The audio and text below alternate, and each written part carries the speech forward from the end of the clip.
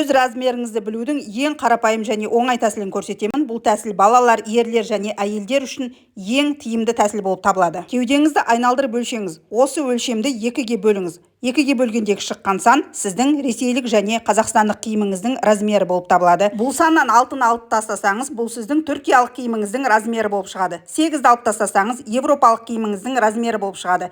Керісінше 2-ні қоссаңыз, ол сіздің қытайлық киіміңіздің размері болып шығады. Кеудемізді дұрыс өлшеу үшін қолтықтың астынан, кеуденің ең жоғарғы точкасынан және ең кең жерінен өлшеп аламыз. Қолымызды қоспаймыз, қолдың астынан өлшейміз. Әйел адамдар кеудесіне киетін іш киімін киіп алып, содан кейін өлшеу керек. Бұл тәсілді біліп жүрсеңіз, онлайн киім сатып алғанда немесе онлайн киім тіктірген кезіңізде мүлдем қателеспейтін боласыз. Кеудеңізді өлшегенде қалың киімнің сыртынан өлшемеңіз және артық сантиметрлер қосып айтпаңыз. Себебі классикалық киімнің ең жұқасының өзі кеуде өлшеміңізге қарағанда 8 сантиметрге кең болады. Водолазка, футболка, халат сияқты созылатын киімдерге келгенде де өзінің нормативтері бар. Киімім кіші болып қалады екен деп қорқып, 10 сантиметр дейді қосып айтып жіберген жағдайда не болатынын қараңыздар. Кеуде өлшеміңізге 10 сантиметрді қосып айтқан жағдайда сіздің киіміңіздің размері автоматты түрде бірнеше размерге үлкейетін болады. Сондықтан алған киіміңіз үлкен болып қалуы мүмкін. Мысалға, ол киімнің мойнының ойындысы өте кең және төмен болып қалуы мүмкін. Сондықтан да иығы да салбырап, жеңі де ұзын болып қалады.